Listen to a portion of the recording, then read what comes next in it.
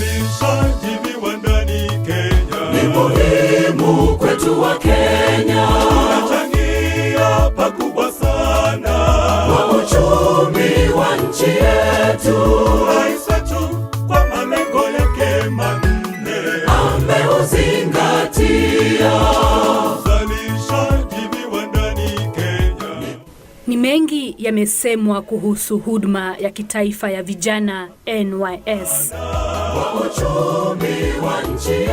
Mengine mazuri na mengine ya kuvunja moyo. Hata hivyo, azma ya Rais Uhuru Kenyatta ya kuhakikisha taasisi hii ni kituo cha kukuza vijana wa nchi hii ili kuhudumia taifa ni thabiti. My administration pledged to empower our young people to realize greater participation in our national economy, as well as in the social and political spheres. We are immensely proud of the fact that the National Youth Service transcends beyond just promoting the acquisition of the skills and competencies demanded by modern-day industry, but instead, it also espouses the ethos of diligence and commitment that we require to build a stable nation.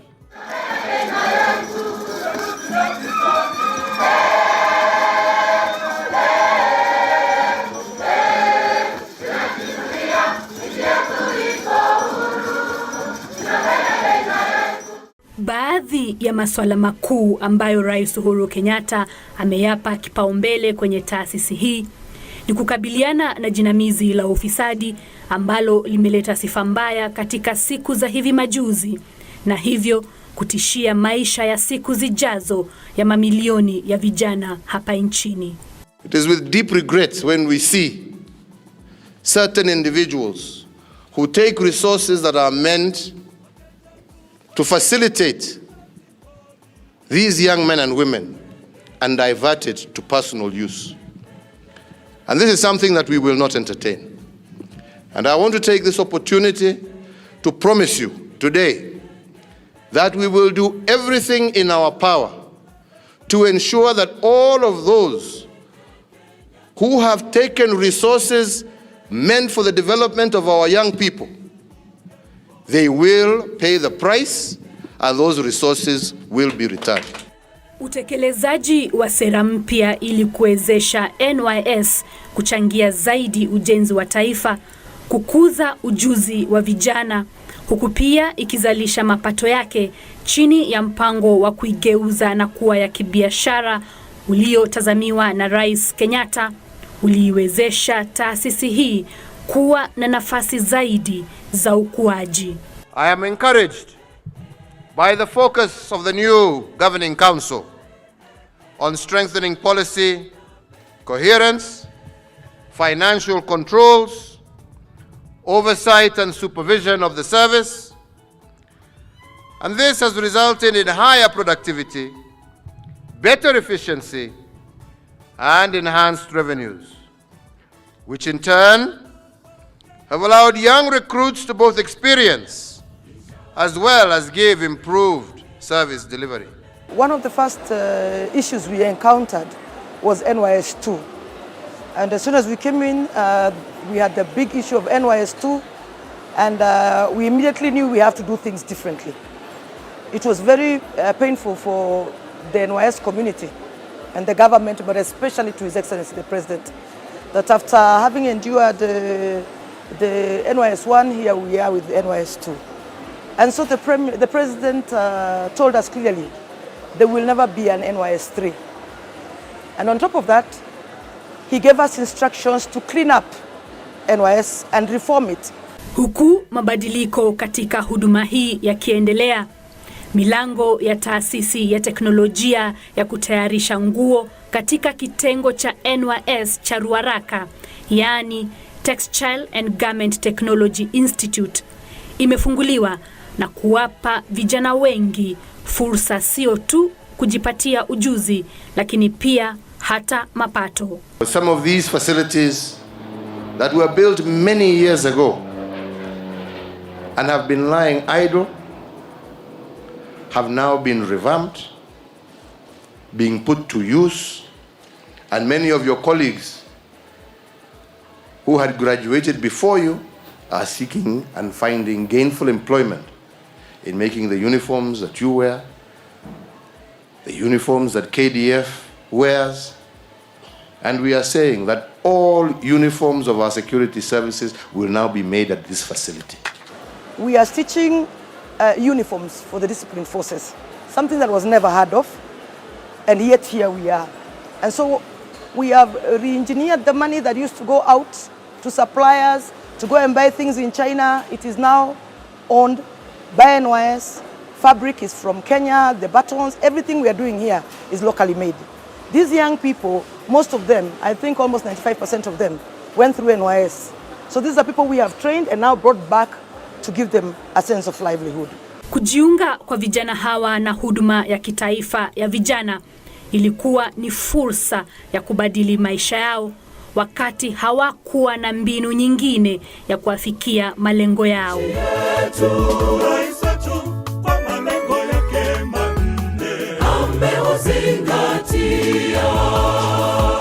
Hawakuwa na matarajio kuwa siku moja watakuwa na ujuzi wa kushona sare za maafisa wa usalama hapa nchini. I came to NYS 2016 after I done my Form 4 course. My parents were not capable to take me to the college or university. I decided to come and join the National Youth Service, where I had undergone paramilitary training. After that, the second pillar of nation building. After that, I got my course, which is fashion design. Right now, I'm doing fashion design at NYS Textile Garment Technology Institute. I'm a student in Module 2. I have 1 year to go. And right now, I'm in my attachment. For that period, I've been in NYS. The skills that I have, right now, I'm capable to operate various machines which are here. The skills that I have, I'm capable to cut various garments and even also not to cut and stitch them as a whole apparel. Wengine kama Hassan Beja walihofia kuwa rangi ya ngozi yao ingewazuia kujiunga na kikosi hiki.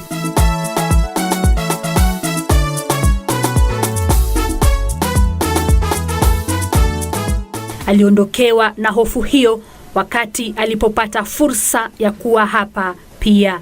Nilimaliza shule ya upili mnamo mwaka 2018.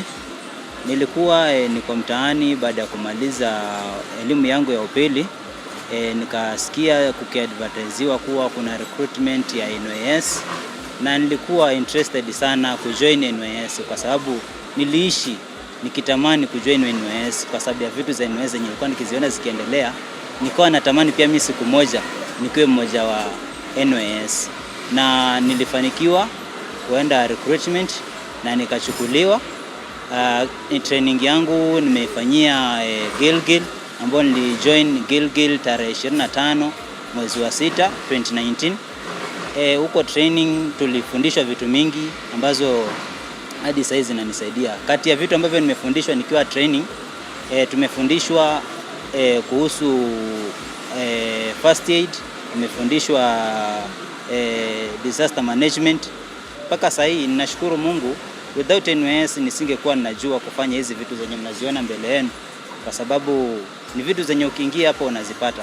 Na watu wenye wako nje, wenye wako na disability, na wa advice kama mimi nimeweza kupitia training ya miezi 6 hadi nimemaliza training zote, nimejoin NYS nation building. Why not you ambao uko hapo nje hauwezi kuja hapa? Waume kwa wanawake wanaotoa huduma hapa wamejifunza na kuwa na utaalamu na ujuzi mbalimbali wa teknolojia ya nguo au vitambaa. The people who work here are people who are technically fit for this job. They have done what is called clothing technology. We have got various classes in clothing technology. We have the artisans and we have got the people who have done diplomas. In cutting, the people who work there are the designers. We have got the cutters and then the bundlers. And then when you come to stitching area, we have got the quality checkers, we have got the machine operators, Yes, and then the supervisors. Taasisi hii pia inawapa fursa wale wanaoamua kurudi tena ili kujaribu bahati yao kupata ajira baada ya kufuzu au kumaliza mafunzo yao. I came back in NYS because NYS is dependable. It is giving people hope that there's a good life. You see, most of the people out there, they think that life is just struggling. No. In NYS, life is not that sweet, yes, but it is a perfect life you can never live. Because it is exposing you to things which you always want. For me, at first, I wanted physical fitness. I found it. I wanted education. They gave me the course. Right now, maybe some months ago, I was looking for a job and they absorbed me here. I've been taught to do everything in a garment. I can attach collars, I can attach sleeves, I can do anything, I can cut, I can do all things because they are doing it very well, by the way. For girls, or let me say for women out there, they should believe in themselves. They should know that we have many institutions so far which are empowering women, because without women we have no society. So women out there, encourage yourselves, work more harder and know that there's future behind every challenge. Sio jambo geni kuona walio na mahitaji maalum wakifanya kazi hapa.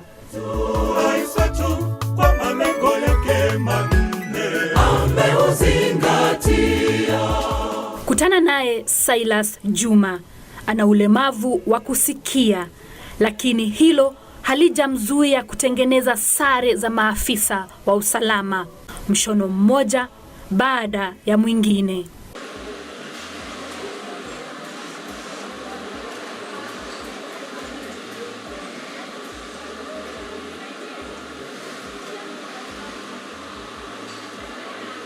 Anasema alipelekwa na mama yake, alisikia mama yake aliambiwa na rafiki kuwa NYS inachukuana. Sasa juu alikuwa na disability, akapelekwa NYS akajoin. Sasa juu NYS ilikuwa imefungua, ilisaidia deaf, ikafungua Karen Technical Institute ya deaf. Huko ndiye alipelekwa yamesomea. Baada ya mafunzo yake katika taasisi ya mafunzo maalum ya elimu, yaani Kenya Institute of Special Education, kwa hisani ya huduma ya kitaifa ya vijana NYS, alirejea hapa kufanya kazi katika kiwanda hiki cha nguo.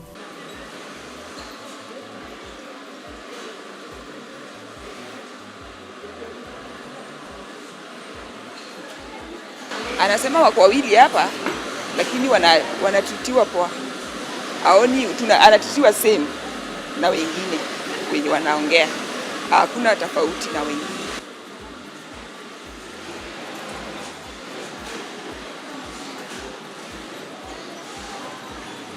Anasema president ajaribu kuinua wenye wako deaf, wako na disability kama yeye. Wengi wakuje wafanye kazi na waajiriwe mali pengine, hata kama wasektiwe mali pengine kama NYS. Kwa vijana ambao hawajajiandikisha katika huduma ya NYS, lakini wangali wanataka kufanya kazi katika kituo hiki cha nguo, milango iko wazi kwao pia. Venye niliambiwa na rafiki kwa NYS wanachukua watu, nikakuja nikafanya interview. Na interview nilipewa nguo full, nikashona, nikapita. So nikachukuliwa kwa line. Na kwa line nilianza na preparation ya flaps. Flaps ni yenye inafunika pocket. Then from there nikaekwa kwa collar, kufix collar kwa nguo. After that nikaingia special unit, ambapo special unit tunashona nguo full, unashona kitu kama jackets, unashona longi ama shati ikiwa complete.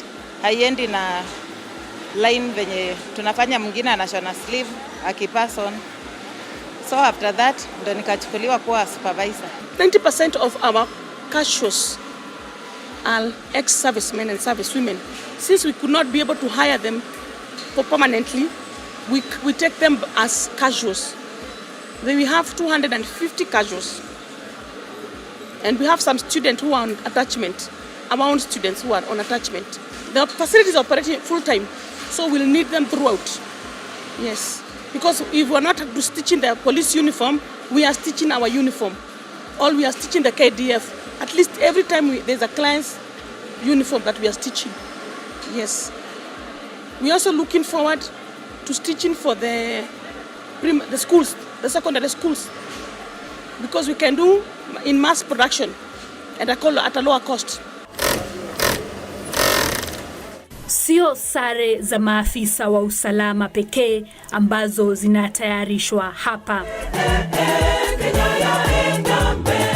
Kiwanda hiki cha nguo kimekuwa kikichangia katika ukabilianaji wa virusi vya corona kupitia utengenezaji wa maski au barakoa. We've done 1.7 million masks and have been distributed countrywide. Recently, the CS for Education, Professor Magoha, instructed that all TVET institutions should take precaution, and one of the precautions is to do the masks. So each student will have a mask. So we've been getting orders from TVET institutions to stitch for them masks. We've gotten some orders, like we have Kirimambogo, we have KEFIS, we have Kenya Institute of Mass and Mapping, and Surveying and Mapping, and we are doing masks for them. If we could get more from other institutions, especially the TVET, we can stitch masks.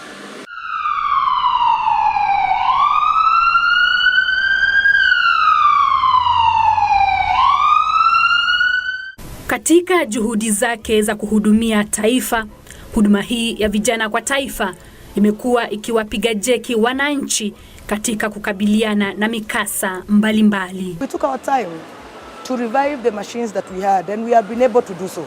Again today, any emergency, you will always find NYS there with the mechanization.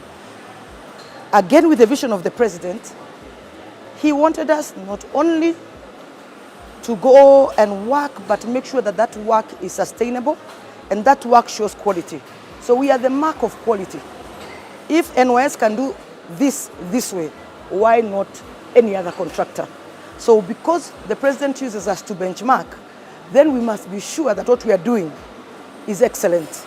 So we work to perfection, and we make sure that the quality of the work is of the highest standard. So our machines here are top of the range. So far, the NYS has gone far with disasters. We assist transporting relief. We have trucks. Where there is hunger, we transport the relief. Then others, we have buses, like Garissa, when there was a terrorist attack. Our buses, they rescued to save aside the victims. Here we drill boreholes in the whole country, depending on our clients. We normally get MPs who want to do work for their constituency, so they hire us to do their work. Private clients are also attended to, and our prices are relatively competitive, and we do quality work. Taasisi hii pia imepanua shughuli zake na kuanzisha idara ya ubunifu.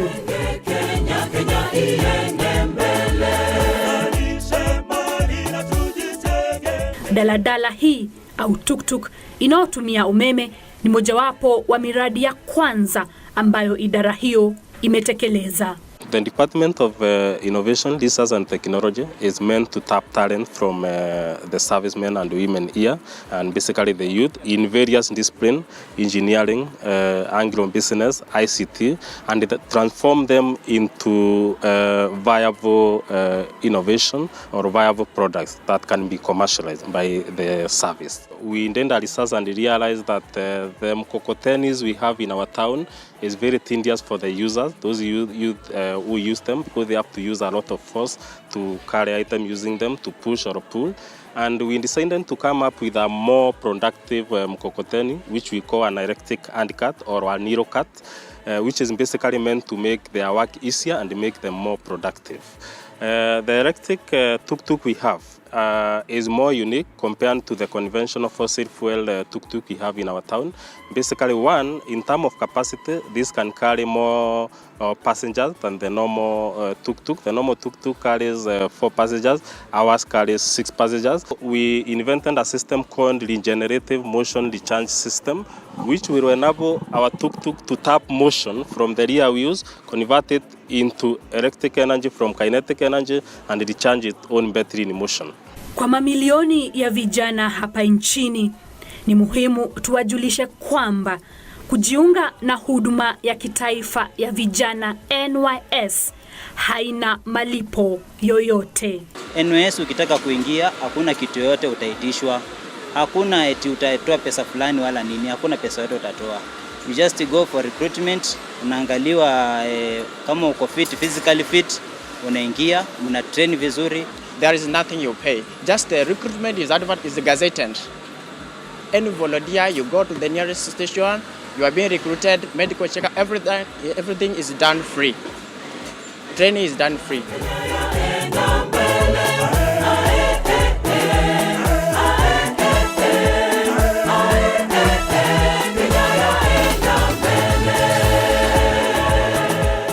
Ruwaza ya Rais Uhuru Kenyatta kwa huduma ya kitaifa ya vijana nchini imejikita katika ahadi yake ya kuwapa vijana wa taifa hili fursa ya kujijengea maisha bora ya siku zijazo. Mabadiliko katika taasisi hii yanatarajiwa kuendeleza kikamilifu ajenda hiyo ya Rais Kenyatta. We do not champion the cause of youth opportunity and hope as a favor, but rather as the necessary, undeniable embrace of our collective future. And our vision is exactly what the President keeps telling us every day. Expand the opportunity to get young people to go through NYS, number one. As many young people as possible, as many numbers as we can take, expand. 2, as you commercialize, grow. Grow in terms of your equipment, grow in terms of the capacity of what you are able to do. And 3, let Kenyans know what NYS is about. We are not a hidden or secret society. My message to our President, Uhuru Kenyatta, I first of all thank you so much, grateful for your work and the passion you have for NYS. Every time you stand to talk to the nation, you always mention NYS, which shows that you love NYS so much. Thank you so much for the effort. Nashukuru sana Rais wa Jamhuri ya Kenya, Rais Uhuru Kenyatta, kwa sababu Rais anapenda sana youth, anapenda sana vijana. Na kitu nataka kumuomba sana, ninamuomba siku zote NYS aipewe first priority, watu waingie kwa wingi kila mwaka na watu wa train kwa wingi, kwa sababu kupitia NYS ndo watu wanaweza kuachieve goals zao.